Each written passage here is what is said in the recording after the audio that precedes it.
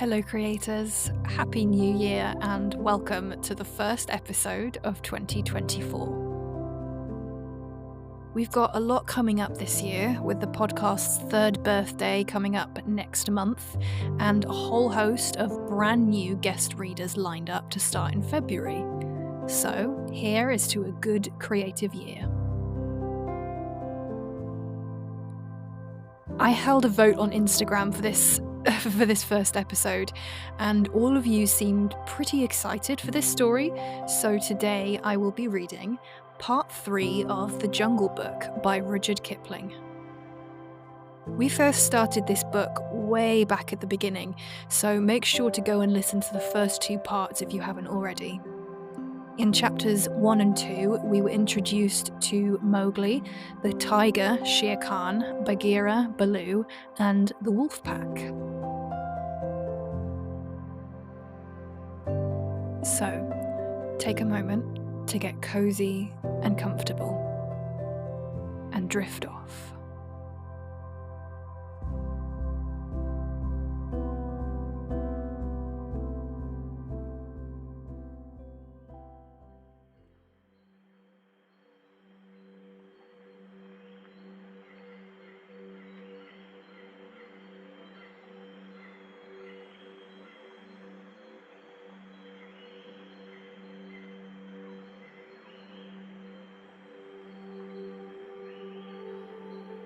Chapter 3. Tiger, Tiger.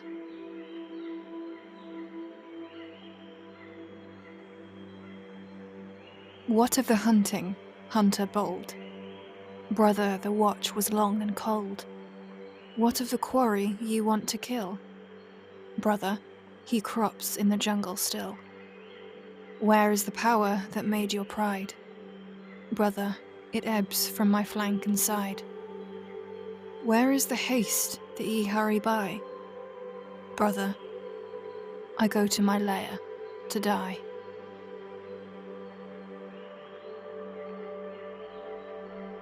Now we must go back to the first tale, when Mowgli left the wolf's cave after the fight with the pack at the Council Rock. He went down to the ploughed lands where the villagers lived, but he would not stop there because it was too near the jungle. And he knew that he had made at least one very bad enemy at the council.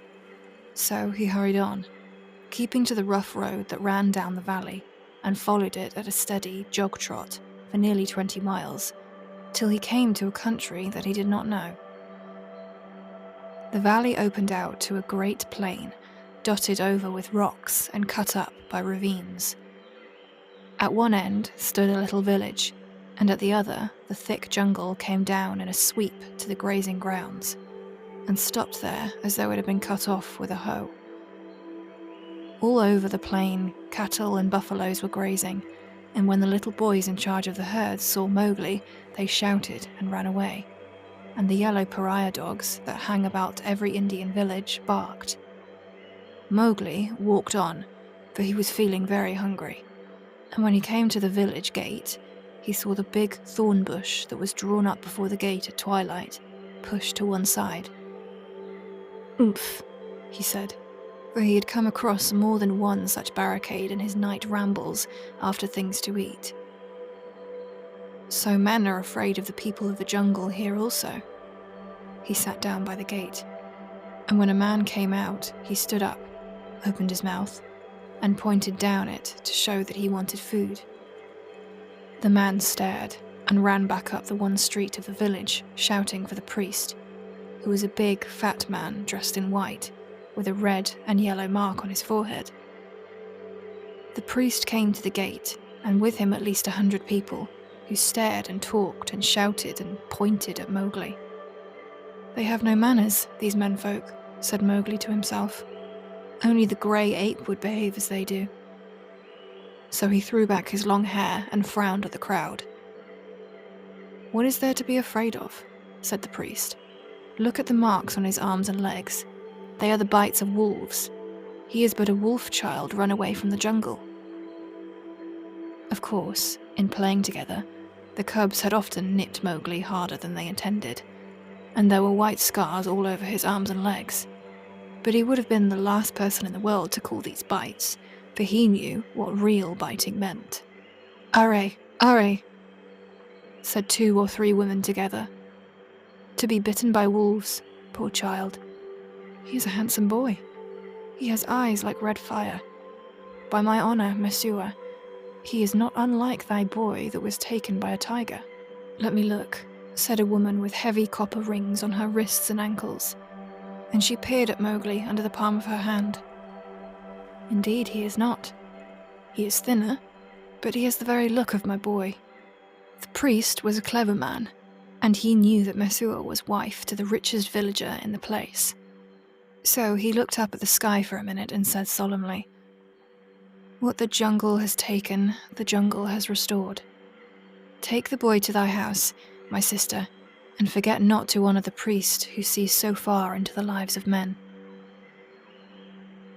"By the bull that bought me," said Mowgli to himself, "but all this talking is like another looking over by the pack. Well, if I am a man I must become."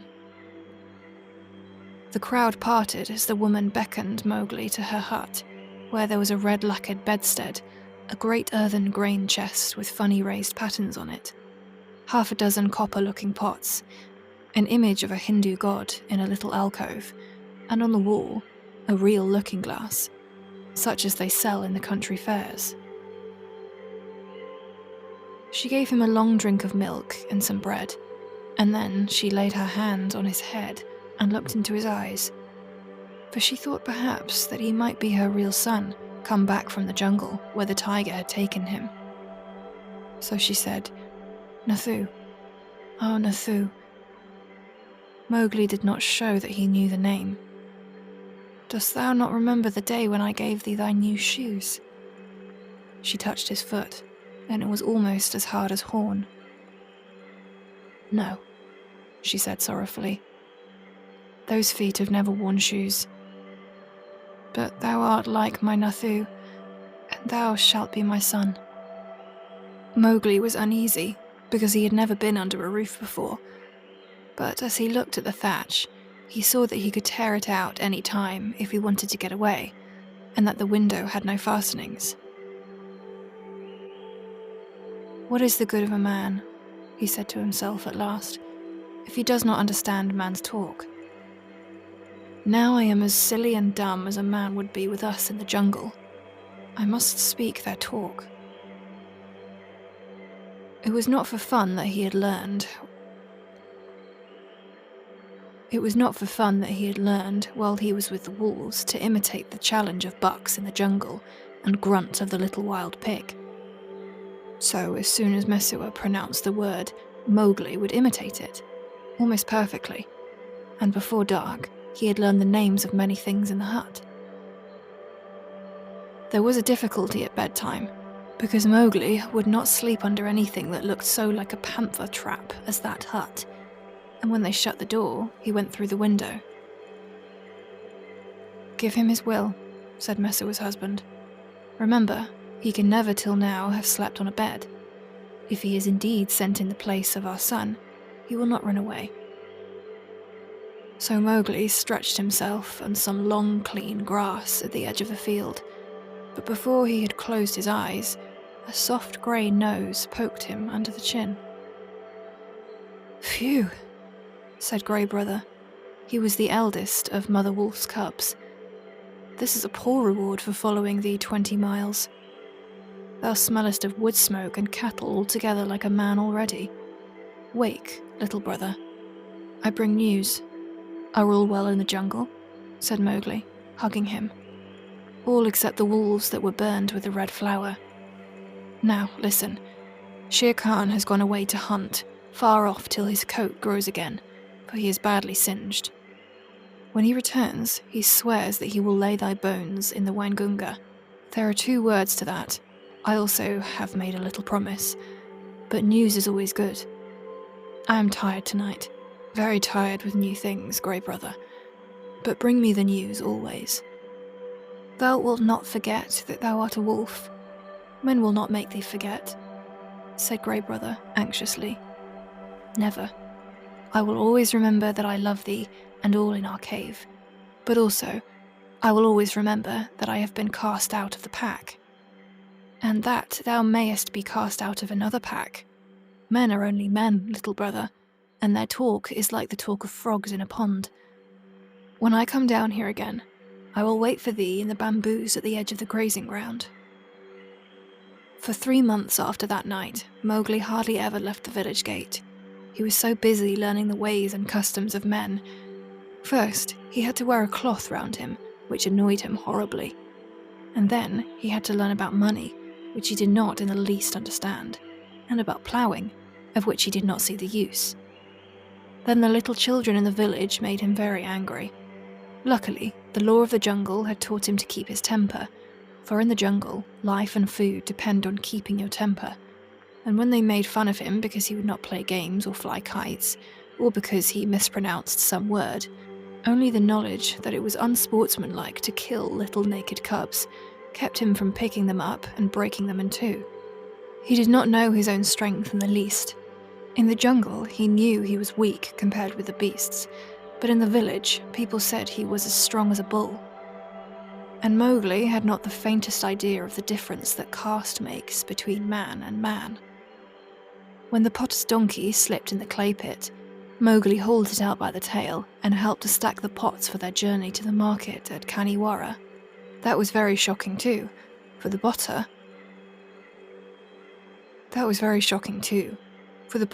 is a low-caste man, and his donkey is worse. When the priest scolded him, Mowgli threatened to put him on the donkey too, and the priest told Messua's husband that Mowgli had better be set to work as soon as possible.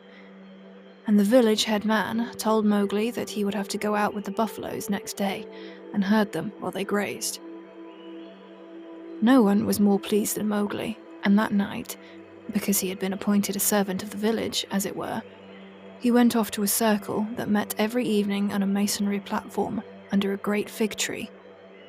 It was the village club, and the head man and the watchman and the barber, who knew all the gossip of the village, and old Buldeo, the village hunter, who had a tower musket, met and smoked. The monkeys sat and talked in the upper branches, and there was a hole under the platform where a cobra lived. And he had his little platter of milk every night, because he was sacred, and the old men sat around the tree and talked, and pulled at the big hookahs, the water pipes, till far into the night. They told wonderful tales of gods and men and ghosts, and Buldeo told even more wonderful ones of the ways of the beasts in the jungle, till the eyes of the children sitting outside the circle bulged out of their heads. Most of the tales were about animals, for the jungle was always at their door. The deer and the wild pig grubbed up their crops, and now and again the tiger carried off a man at twilight, within sight of the village gates. Mowgli, who naturally knew something about what they were talking of, had to cover his face not to show that he was laughing, while Buldeo, the tower musket across his knees, climbed on from one wonderful story to another, and Mowgli's shoulders shook. Buldeo was explaining how the tiger that had carried away Messua's son was a ghost tiger, and that his body was inhabited by the ghost of a wicked old moneylender who had died some years ago. "And I know that this is true," he said, "because Purun Das always limped from the blow that he got in a riot when his account books were burned, and the tiger that I speak of, he limps too, for the tracks of his paths are unequal." "True, true, that must be the truth," said the greybeards, nodding together. "Are all these tales such cobwebs and moon talk?" said Mowgli. "That tiger limps because he was born lame, as everyone knows. To talk of the soul of a moneylender in a beast that never had the courage of a jackal's is child's talk." Buldeo was speechless with surprise for that moment, and the headman stared. "Oh, it is the jungle brat, is it?" said Buldeo. "If thou art so wise, better bring his hide to Kaniwara, for the government has set 100 rupees on his life. Better still, talk not when thy elders speak." Mowgli rose to go. "All the evening I have lain here listening." He called back over his shoulder, once or twice, Buldeo has not said one word of truth concerning the jungle, which is at his very doors. How then shall I believe the tales of ghosts and gods and goblins which he says he has seen?" "It is full time that boy went to herding," said the headman, while Buldeo puffed and snorted at Mowgli's impertinence. "The custom of most Indian villages is for a few boys to take the cattle and buffaloes out to graze in the early morning and bring them back at night. The very cattle that would trample a white man to death allow themselves to be banged and bullied and shouted at by children that hardly come up to their noses. So long as the boys keep with the herds they are safe, for not even the tiger will charge a mob of cattle. But if they straggle to pick flowers or hunt lizards, they are sometimes carried off." Mowgli went through the village street in the dawn, sitting in the back of Rama, the great herd bull. The slaty blue buffaloes with their long, backward-sweeping horns and savage eyes rose out their byres, one by one, and followed him. And Mowgli made it very clear to the children with him that he was the master. He beat the buffaloes with a long, polished bamboo and told Kamya, one of the boys, to graze the cattle by themselves, while he went on with the buffaloes, and to be very careful not to stray away from the herd. An Indian grazing ground is all rocks and scrub, and tussocks and little ravines among which the herds scatter and disappear. The buffaloes generally keep to the pools and muddy places, where they lie wallowing or basking in the warm mud for hours. Mowgli drove them onto the edge of the plain, where the Waingunga came out of the jungle. Then he dropped from Rama's neck, trotted off to the bamboo clump, and found Grey Brother. "Ah," said Grey Brother, "I have waited here very many days. What is the meaning of this cattle herding work?" "It is an order," said Mowgli. "I am a village herd for a while. What news of Shere Khan?" "He has come back to this country, and has waited here for a long time for thee. Now he has gone off again, for the game is scarce, but he means to kill thee." "Very good," said Mowgli. "So long as he is away, do thou or one of the 4 brothers sit on that rock, so that I can see thee as I come out of the village. When he comes back, wait for me in the ravine by the dak tree in the centre of the plain. We need not walk into Shere Khan's mouth." Then Mowgli picked out a shady place and lay down and slept while the buffaloes grazed around him. Herding in India is one of the laziest things in the world. The cattle move and crunch and lie down and move on again, and they do not even low. They only grunt, and the buffaloes very seldom say anything, but get down into the muddy pools one after another and work their way into the mud till only their noses and staring china-blue eyes show above the surface. And then they lie like logs. The sun makes the rocks dance in the heat, and the herd children hear one kite, never any more, whistling almost out of sight, overheard. And they know that if they died, or a cow died, that kite would sweep down, and the next kite miles away would see him drop and follow, and the next, and almost before they were dead, there would be score of hungry kites come out of nowhere. Then they sleep and wake and sleep again, and weave little baskets of dried grass, and put grasshoppers in them, or catch 2 praying mantises and make them fight, or string a necklace of red and black jungle nuts, or watch a lizard basking on a rock, or a snake hunting a frog near the wallows. Then they sing long, long songs with odd native quavers at the end of them. And the day seems longer than most people's whole lives, and perhaps they make a mud castle with mud figures of men and horses and buffaloes, and put reeds into the men's hands, and pretend that they are kings and figures are their armies, or that they are gods to be worshipped. Then evening comes, and the children call, and the buffaloes lumber up out of the sticky mud, with noises like gunshots going off one after another, and they all string across the grey plain back to the twinkling village lights. Day after day, Mowgli would lead the buffaloes out of their wallows, and the day after, he would see Grey Brothers back 1.5 miles away across the plain. So he knew that Shere Khan had not come back, and day after day, he would lie on the grass, listening to the noises around him, and dreaming of the old days in the jungle. If Shere Khan had made a false step with his lame paw up in the jungles by the Waingunga, Mowgli would have heard him in the long, still mornings. At last the day came when he did not see Grey Brother at the signal place, and he laughed and headed to the buffaloes for the ravine by the dak tree, which was all covered with golden red flowers. There sat Grey Brother, every bristle on his back lifted. He has hidden for a month to throw thee off thy guard. He crossed the ranges last night with Tabaqui, hot-foot on thy tail, said the wolf, panting. Mowgli frowned. I am not afraid of Shere Khan, but Tabaqui is very cunning. Have no fear, said Grey Brother, licking his lips a little. I met Tabaqui in the dawn. Now he's telling all his wisdom to the kites, but he told me everything before I broke his back. Shere Khan's plan is to wait for thee at the village gate this evening, for thee and for no one else. He is lying up now in the big dry ravine of the Waingunga. Has he eaten today, or does he hunt empty? Said Mowgli, for the answer meant life and death to him. He killed at dawn, a pig, and he was drunk too. Remember, Shere Khan could never fast, even for the sake of revenge. Oh, fool, fool. What a cub's cub it is, eaten and drunk too, and he thinks that I shall wait till he has slept. Now where does he lie up? If there were but 10 of us, we might pull him down as he lies.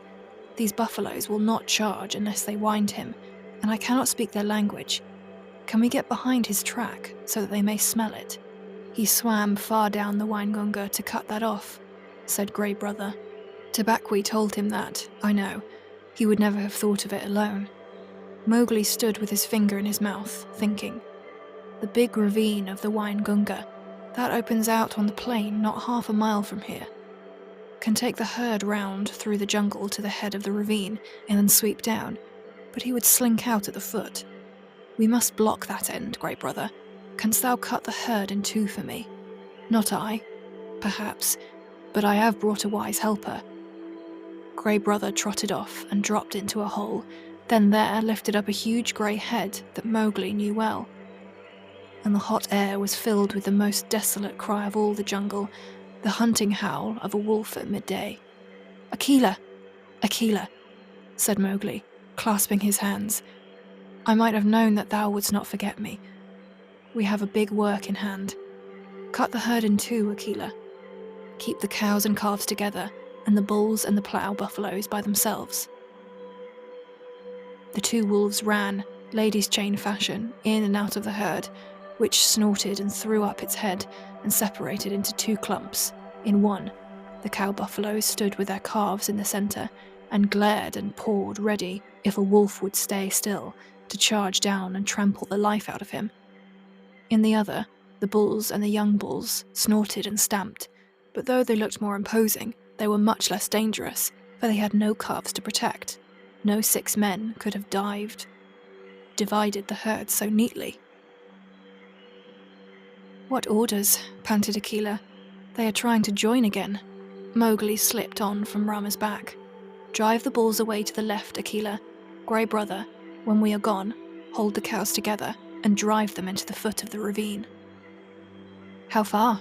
Said Grey Brother, panting and snapping. Till the sides are higher than Shere Khan can jump, shouted Mowgli. Keep them there till we come down. The bulls swept off as Akela bayed, and Grey Brother stopped in front of the cows. They charged down on him, and he ran just before them to the foot of the ravine, as Akela drove the bulls far to the left. Well done. Another charge as they are fairly started. Careful now, careful, Akela. A snap too much and the bulls will charge. Hajah, this is a wilder work than driving black buck. Dost thou think these creatures could move so swiftly? Mowgli called. I have hunted these too in my time, gasped Akela in the dust. Shall I turn them into the jungle? Aye, turn. Swiftly turn them. Rama is mad with rage. Oh, if I could only tell him what I need of him today. The bulls were turned, to the right this time, and crashed into the standing thicket.